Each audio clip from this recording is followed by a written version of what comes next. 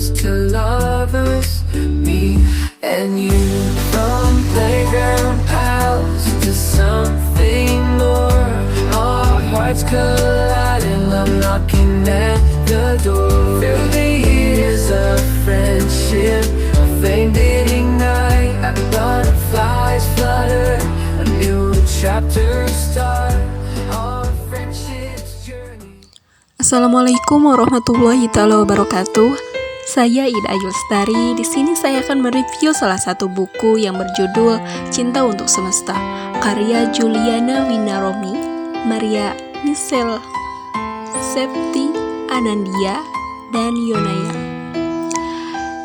Yang di dalamnya tentu banyak tema yang sangat menarik untuk dibahas. Namun kali ini saya tertarik pada salah satu tema yang berjudul Dari Balik Gazebo. Langsung saja ke isi cerita di balik gazebo, yang mana di dalamnya menceritakan ada dua sepasang kekasih, yaitu Anton dan Lola. Dan satu lagi Erlin, adiknya Anton, yang mempunyai pacar yang bernama Erwin yang sama-sama kelas 2 SMA. Pada suatu ketika, hubungan Lola dan Anton harus berakhir karena suatu masalah yang menjadikan Lola sangat enggan untuk bertemu dengan Anton. Setelah hubungannya usai selama 13 bulan, di siang bolong ada telepon masuk ke Lola, yaitu dari Anton.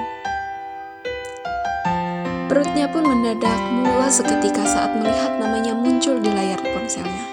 Selama 13 bulan putus, Anton sama sekali tidak pernah menelepon, sekedar mengucapkan selamat ulang tahun.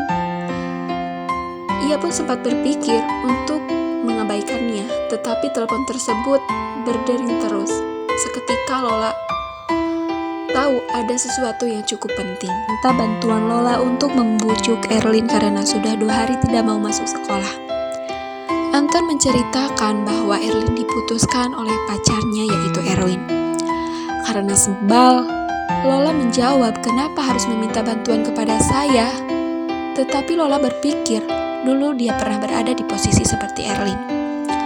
Dan Lola pun segera bergegas untuk pergi ke rumah Anton untuk membujuk Erlin, bukan untuk melihat Anton. Dan seketika tiba di depan gerbang rumah Anton yang begitu tinggi, seketika Anton membuka pintu dan menyapa Lola dengan nada lesu. Anton berjalan di depan Lola. Lola masih merasakan getaran saat menatap wajah Anton, sambil menuju kamar Erlin yang memiliki taman bergaya Jepang di belakang rumahnya. Kamar Erlin terletak di depan taman itu. Lola mencoba mencuri-curi pandang ke arah taman yang mana masih ada gazebo, yang mana Anton dan Lola suka duduk berdua di gazebo tersebut. Lola pun masuk ke kamar Erlin yang mana tidak dikunci, karena Anton berpesan kepada Erlin kalau pintunya dikunci, Anton akan mendobraknya. Lola merasa dia bukan psikolog dan jelas-jelas Lola pun pernah merasakan apa yang sedang dirasakan oleh Erlin.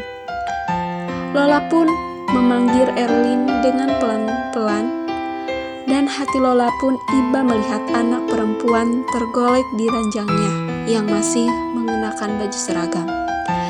Dan di lantai berantakan plastik bekas keripik dan coklat. Lola mencoba memanggil Erlin kembali. Erlin bangkit seketika saat mendengar suara Lola, langsung mendekap Lola dan seketika tangisan pun pecah. Erlin pun menceritakan semuanya kepada Lola, yang mana Erwin telah berani menduakannya dengan temannya, yaitu Rosi, yang mana Rosi merupakan perempuan cantik sehingga banyak yang menyukainya, termasuk Erwin. Namun Lola tetap menguatkan Erlin, yang mana hal yang sudah terjadi suatu saat bakal menjadi hal yang lebih baik karena diputuskan oleh Erwin. Dia selingkuh berarti dia bukan laki-laki yang baik. Tetapi Erlin menjawab, "Berarti Kak Anton bukan laki-laki yang baik juga dong." Lola pun menjawab, "Hubungan kami berakhir karena hal-hal yang lain yang membuat kami memutuskan tidak untuk bersama lagi." Lola berhasil membujuk Erlin membersihkan diri dan kembali seperti biasanya sekolah. Tetapi Erlin tetap mendekap Lola dan Erlin meminta Lola untuk menemani tidurnya malam ini. Lola melihat ke arah jendela, melihat lampu di taman menyala, begitupun lampu di gazebo. Seketika Lola teringat semua kenangan yang pernah mereka lalui bersama Anton setelah 13 bulan mereka berakhir. Melihat Anton duduk sendirian di gazebo, begitupun Anton melihat Lola. Seketika tangan Anton melambai ke Lola, menyuruhnya untuk mendekat. Namun Lola segan bahwa ia belum sempat makan malam. Lola pun menghampiri Anton yang sedang duduk di gazebo. Rasa lapar campur aduk dengan rasa mulas dalam sekejap. Lola bergumam dalam hatinya, Anton sangat tampan. Itu tidak dapat bisa dipungkir. Lola sering berkelakar dalam berkata bahwa Anton itu jelmaan dewa yang tergelincir jatuh ke bumi. Dengan hidung yang mancung, mata tajam, dan alis yang tebal, dan raut mukanya yang mirip dengan orang Indo. Ya, yang sayangnya dia playboy. Disitulah mereka berbincang-bincang dan makan-makan tanpa melihat ke arah Anton. Tetapi Lola memperhatikan kondisi Erlin yang berada di serbang gazebo. Suatu ketika Anton berucap dari semua 7 mantannya, hanyalah Lola yang paling akrab dengan Erlin. Lola pun menggerutuk, buset, 7 mantan dalam 24 tahun hidup di dunia, masih akan nambah dasar playboy. Anton menceritakan bahwa dia telah putus 2 minggu yang lalu, dan dia tidak pernah sedih. Adik, dia pun menceritakan bahwa dia udah putus dengan pacarnya 2 minggu yang lalu, dan dia tak pernah sedih, tetapi dia merasakan begitu sedih ketika melihat adiknya putus. Anton pun merasa bersalah atas apa yang pernah dilakukannya kepada Lola 13 bulan yang lalu. Namun di sisi lain, Lola tidak merasakan benci terhadap Anton apa yang telah dilakukannya, karena ia merasa bingung dengan perasaannya, dan tak terasa malam udah begitu larut, dan Lola pun pergi menghampiri Erlin untuk tidur di sampingnya. Begitupun Anton pergi ke kamarnya. Tak terasa waktu menunjukkan pukul 8 pagi. Lola bangun dan dia kesiangan.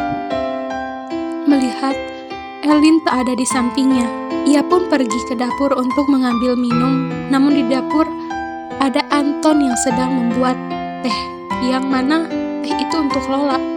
Anton pun berkata Erlin udah pergi sekolah dan pentingnya udah kembali normal.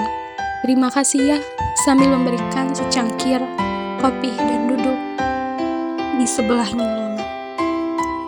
Sama-sama, jawab Lola dengan cuek. Padahal hatinya tak karuan berdebar kencang. Anton malah mengajaknya berbincang dan mengajaknya untuk makan malam. Tetapi Lola malah berpikir, aku tidak akan memberikan kesempatan untuk membantahkan hatiku lagi. Emangnya aku bakal mempercayai buaya? Namun ia pun berusaha mengiyakan ajakan Anton, meskipun pikirannya tak karuan. Takut Anton meremukan hatinya kembali. Lola pun siap-siap untuk pergi ke kantor, tetapi Anton malah menyautinya dari belakang. Apakah kamu masih mencintaiku? Karena sepertinya aku masih mencintainya. Lola membalik badannya, hanya menolehkan senyuman. Tidak tahu. Yes, ucap Anton. Tak peduli, kamu turunan buaya darat. Sebenarnya Lola tidak bisa berhenti untuk mencintainya. Pesan dari cerita ini yaitu tetaplah menjadi baik meskipun tidak diperlakukan baik sebelumnya. Tetapi cinta semestinya tidak menghancurkan, dan sudah jelas tidak menginginkan hancur lagi karena cinta. Mungkin itu yang bisa saya sampaikan, semoga bermanfaat. Sekian dari saya, wassalamualaikum warahmatullahi wabarakatuh.